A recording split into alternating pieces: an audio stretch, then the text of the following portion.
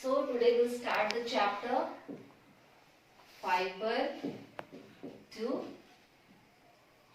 Fabrics. Now we have to understand the two terms, that is fiber and fabric. Now we all know that clothes is an important part of our body, as housing, fooding, etc. is the important part of our body, of our living. In the similar way, clothes are also an important part. They play an important part in our body. Why? Because they protect us from various kinds of seasons, like rainy season also. They protect us from winter also, previous woolen clothes. Then why do we wear clothes? Another important thing is that they enhance our personality. They make us look beautiful, smart. Now one more important thing about clothes is that clothes creates our personality. Now suppose you are going to some school, and if a person has to distinguish that you are from which school, so by seeing the uniform only they will identify you that you are from this school or you are from that school. So it means that that particular uniform is your identity. So clothes provides us identity. In various organizations also you may see that same kind of different people are wearing the same kind of clothes, same kinds of dress. Why? Because there is a dress code. And why there is a dress code? Because that dress code is there to make them identify that yes, you belong to this particular group or particular class, okay, or particular job. For particular job you are having this type of clothing. So clothes makes us look beautiful. They provides us an identity. Now the question may arise that what are clothes made up of? The questions may arise that what are clothes made up of? Now this only we have to study in the chapter, that what are clothes made up of. So the clothes are made up of fiber. Okay. So clothes are made up of fiber. Now what are fibers? Fibers are long, or they may be small, short, thread-like structure,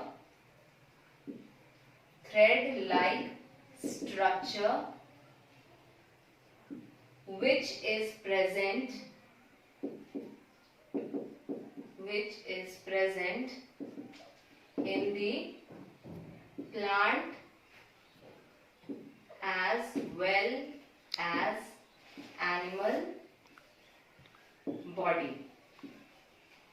Okay, so what are fibers? Fibers are thread-like structure which is present in the plant as well as animal body. Now what are the fibers that are present in the plant or the animal body? Now if I say you take a thread, okay, everybody is having thread at their home. Now you take a thread, and at the end of the thread, with the help of needle, you try to spread the end.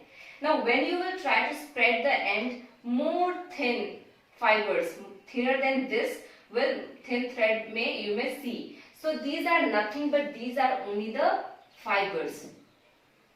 You may try at this at home also. You take a thread and try to spread the end part of a thread with the help of needle, and you will see that many minute thread-like structures are coming, more thread-like structure. So these minute structures are nothing but the fibers. So if you might ask that if these are called fibers, then what are these called?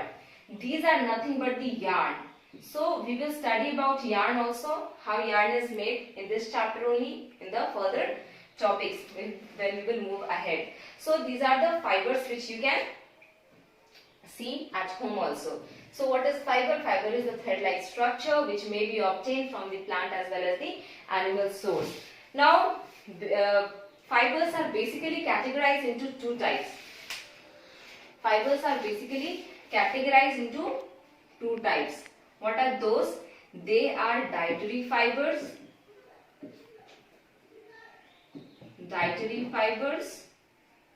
and the fibers which are used for the formation of fabrics.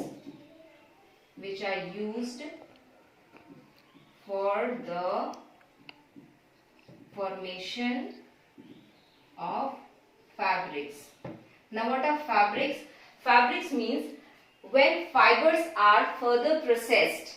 Okay, when fibers are further processed, and from those fibers various kinds of clothing, bag, etc. are made, then those are known as fabrics. Means clothes, bag, etc. which are made from the fibers are nothing but the fabrics.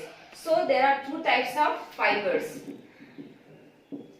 That is dietary fibers and the fibers which are used for the formation of fabric. Now what are dietary fibers? As we have studied in the nutrition chapter about roughage, that we have told that roughage contains dietary fibers. Okay, we know that roughage contains fibers. So why they contain fibers? Because they help to get rid of undigested waste from our body. So these fibers are nothing but the fibers which are present in our roughage, and they help to get rid of undigested waste from our body. Okay, so it means that they are not responsible for the formation of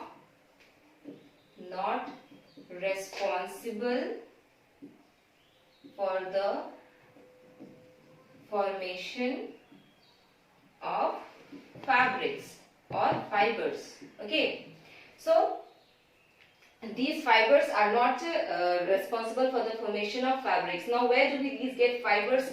We get these type of fibers in fresh fruit also, fresh fruits, grains, pulses, etc. and many more things. We get these type of dietary fibers. Now second is fibers which are used for the formation of fabrics. They are further categorized into natural fibers,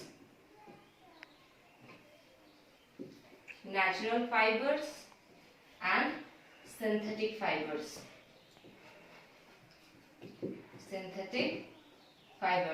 Now we'll obviously from the name you can understand natural means the things which we get naturally, and synthetic means the things which we get artificially. So we can also call it as artificial fiber. So the fibers from which we get fabrics can be categorized into natural fibers and synthetic fibers. Now by contrasting them, means by differentiating them, we will study about these both types of fibers. So now we'll study by contrasting between natural fibers and synthetic fiber. Natural fiber, synthetic fiber.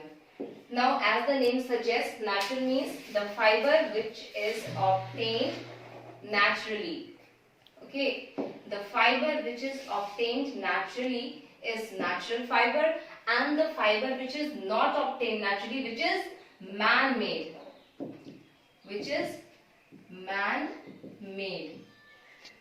is synthetic fiber.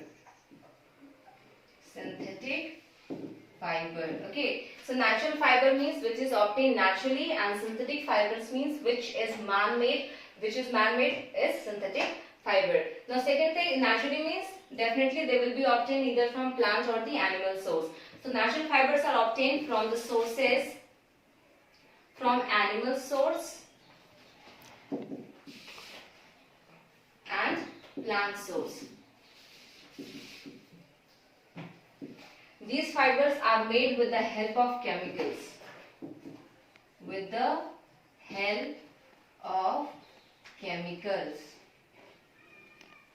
So these fibers are obtained from animal source or plant source.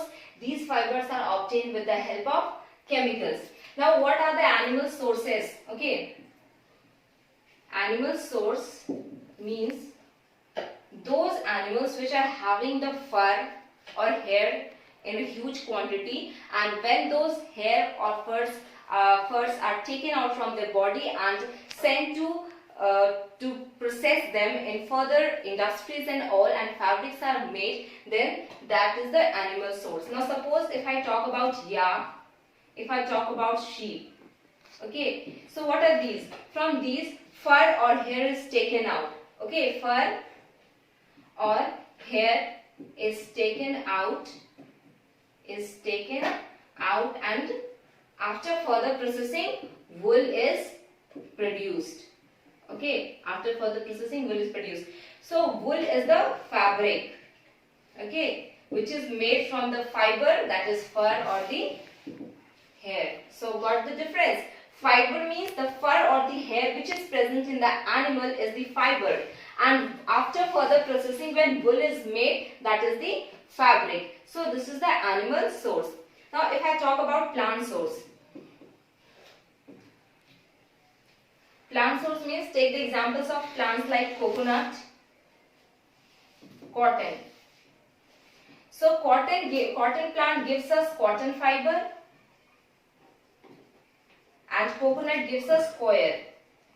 So coconut fiber, coconut gives the fiber which is known as coir. So this is the fiber. Now if by using coir ropes are made or floor mats are made, so these are the fabrics which is made from the fiber coir. In the similar way from cotton, if cotton clothes are made, or various blankets are made using cotton, so cotton is the fiber and cotton cloth is the fabric. So this is the difference. Now if we take the example of synthetic fiber which are made in the industries by using chemicals are rayon, nylon, etc. So now if we have to distinguish that which is the natural fiber, which is the synthetic fiber, okay, an activity would be there where you can check about the natural fiber as well as the synthetic fiber. Now if you take a cloth, suppose it would be cotton cloth, and take a cloth which is a type of rayon or nylon, okay. Now if you burn this is the natural, okay, this is the cotton cloth I am taking, and this is rayon. Now if this would be natural, okay, agar ye natural hoga, then what we have to do, if we burn it, then it will turn into ashes, okay, it will turn into ashes. It means the fiber which turns into ashes is the natural fiber, made from the natural fiber. So this fabric or cloth is made from the natural fiber, and this, if I burn it, it will melt and it will become small, okay. So what is this? This is the fabric which is made from the synthetic fiber, okay. So this is the difference between a natural fiber and synthetic fiber. If you burn a natural fiber, it will turn into ashes, and if you burn the synthetic fiber, it will become small, it will go on melting. So this was about students. See that this green color is a natural fiber, okay, the cloth which is made from the natural fiber. This is a cotton cloth, and this orange color is a synthetic fiber which is made by the human beings with the help of chemicals. Now how to distinguish that it is a natural fiber or it is a artificial fiber? Now if I burn this cloth, see it is burning. Now after some time you can see that it becomes to ashes. See, ashes are there, okay. So it means it is a natural fiber. If you burn a cotton cloth and if it turns to ash, it means that it is a natural fiber. Now again, if I am burning this, see how it happens. It becomes like a ball, it go on decreasing, okay, like a plastic, it go on melting. See here, you can see this is going on melting. It is not. So the fiber which goes on melting is a natural fiber. So this is the difference you can find out, but don't try it in your home. I have done this, just you see, okay. In this chapter mainly we have to focus about the how processing of plant fibers is done to make a fabric, and the example here taken in this chapter is cotton fiber. So we'll deal with that, but before that we'll see that how flax is obtained. Flax is a type of fiber, okay, it is a type of fiber and it is obtained from linseed. It is a type of plant, and flax is used for making doormats, bed sheets, doormats, cushions, etc. Flax is used, okay, and it is obtained from the plant which is linseed. Now jute is obtained from jute plant. Now if you see the gunny bags, These are made of jute. Some bags which you usually bring to school also. Okay, so some kinds of bags are made from jute also. Gunny bags are also made from jute. Then coconut produces the fiber which is known as coir, and coir is used to make ropes, etc. Now from cotton fiber is obtained. Now we will study how cotton fiber is obtained and how jute fiber is obtained. See, jute fiber is obtained when there is flowering season, or when there is flowering season. Okay, after the flowering season, definitely the harvesting season will be there. Then the plants will be cut to harvest the linseed. So when the harvesting will be done, at that time the stems of those linseed plants will be taken. The stems would be taken and they will be immersed in water.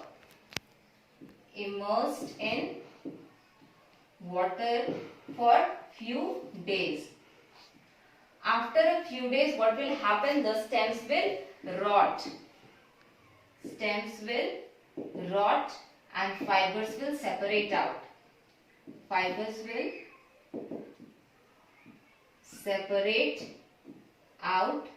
And these fibers will be further processed to form yarn, and from yarn fabrics will be formed.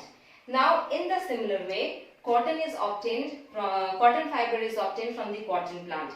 Now cotton plant, if you see a cotton plant, okay, it is having a fruit. Definitely all the plants are having a fruit, and inside the fruit there are seeds present. So the cotton fruit which is present is known as the cotton ball. Now these cotton balls consist of hairy seeds-like structure. So when these cotton balls mature, what happens? They burst out. Now when the cotton is taken out, it contains various seeds in it. So what we have to do? We have to remove these seeds and obtain a clear cotton. So it is done with the help of metal comb. Comb we all use for combing our hair. In the similar way, metal comb is there for removing these seeds. These are the seeds present in the cotton. So these seeds needs to be removed. Okay. So the process of removing those seeds and making a cotton without the seed is known as ginning. The process is known as ginning. So ginning is the process of separation of seeds from the cotton in order to provide a fresh cotton without seeds. Now we have to supply these cottons. If you take out a small piece of cotton and spread it, you can see thread-like structures in the cotton. These are nothing but the cotton fibers. Okay, these are the cotton. So students, you can see here this is the cotton which I have taken out from the cotton ball. Since cotton ball is not available with me now, I cannot show it. So this is the cotton which I have extracted from the cotton ball. Now here you can see the black thing here. So this is the seeds present in the cotton. Now what we have to do, we have to separate these seeds in order to obtain the pure cotton like this. So this is done with the process called ginning. In ginning, what happens, the metal comb is there, and with the help of metal comb it is removed and a fresh cotton is obtained here. Now what are the cotton fibers present here? This is a cotton. I take a small piece of it. Now see, here you can see the thread-like structures.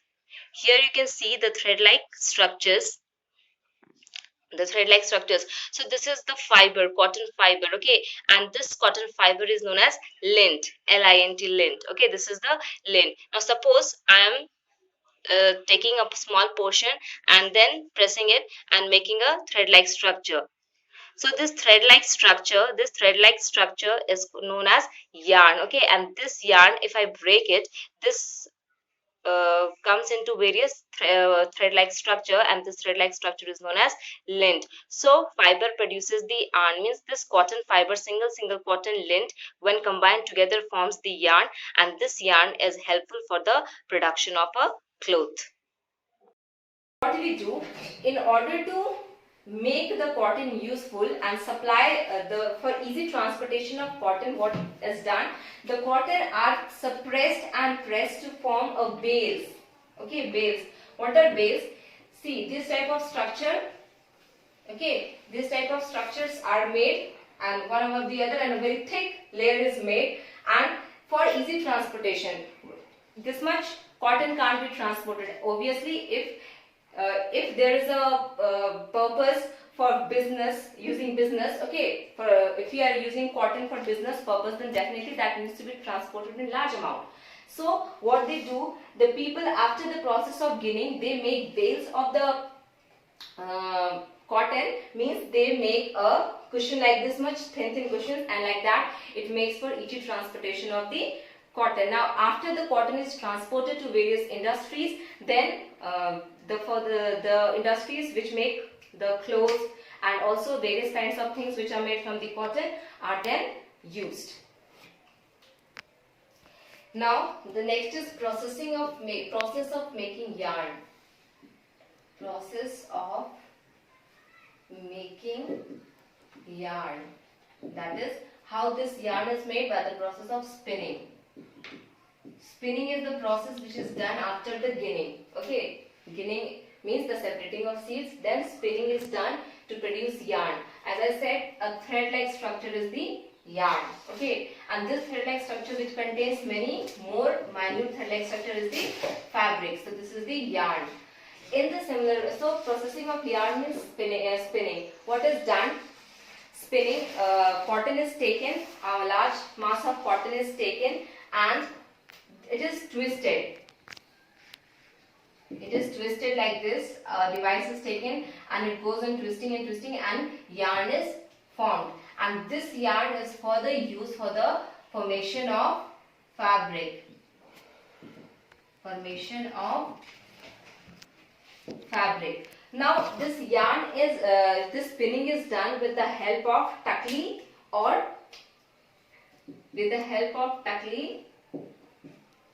charkha. Now takli is a device. See here you can see these are the devices which were used beforehand. Now charkha, you all know about charkha, that charkha was used during independence by Mahatma Gandhi.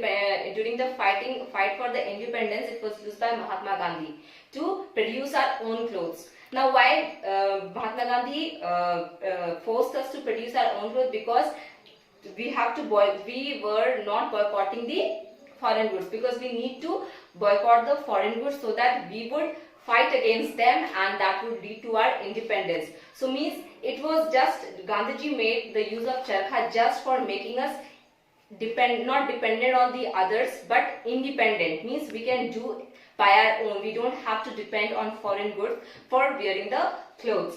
So charkha was mainly popularized by Mahatma Gandhi during independence movement. Now takli, if you see, this kind of structure is there and a rod like structure is there, and here from here that cotton is taken and it is spin like this, and by spinning like this, the cotton, here is the cotton, and this cotton goes on like this and this and this. So this is the yarn goes on forming. So this is how the yarn is made. Now after the yarn is made, what we have to do, we have to convert that yarn into fabric. So for the process is that fabric is converted into yarn, yarn is converted into fabric, fibers is converted into yarn, and yarn is converted into fabric. This is the whole process of fiber to fabric.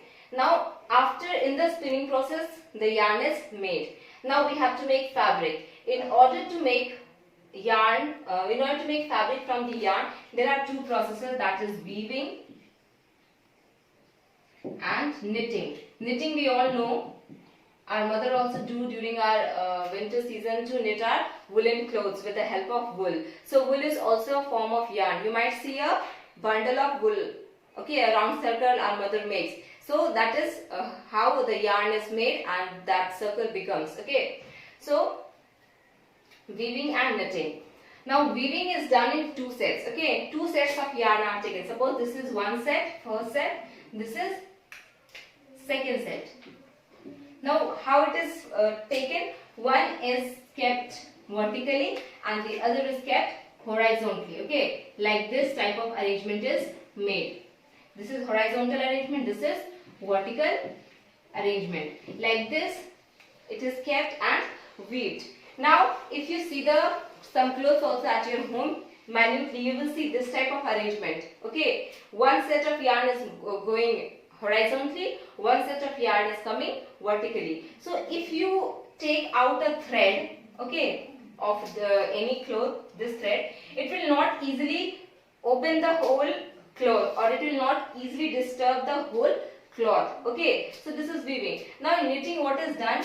Only single yarn is taken. Only single yarn is taken. Now if we remove the one single yarn from one end, suppose this is a sweater and if here disturbed, you can try this. Okay, if you are having some old sweater, you can try and take a small cloth and you can make the difference. How if you remove this one, it is difficult to remove all the threads from the cloth which is made from weaving, and it is easy to take out or disturb the whole sweater which is made through knitting. Why? Because knitting is made only through single yarn and weaving is done by two sets of yarn. So this is the difference. So finally, after the weaving and after the knitting, a full fabric is made. That is a full cloth, whether it is a cloth, whether it is a bag, whether it is a gunny bag, anything. So by weaving and knitting, those kinds of fabrics are made. Knitting, normally you observe when your mother knits your sweater for you. So this you can observe, this is knitting. After the knitting process is complete, you get a sweater. Okay, you see a new sweater which is being made. How it is made? With the help of woolen yarn. Okay, so this was all about the whole chapter, that is fiber to fabrics. How fibers to fabrics were obtained? Fibers were obtained from the either animal or the plant source. We have not studied in this chapter about animal source because you will study in class 7 about the processing of wool.